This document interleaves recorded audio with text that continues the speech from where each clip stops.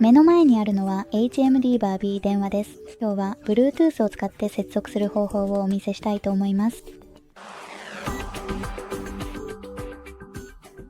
まずメニューを開いて設定に入ります。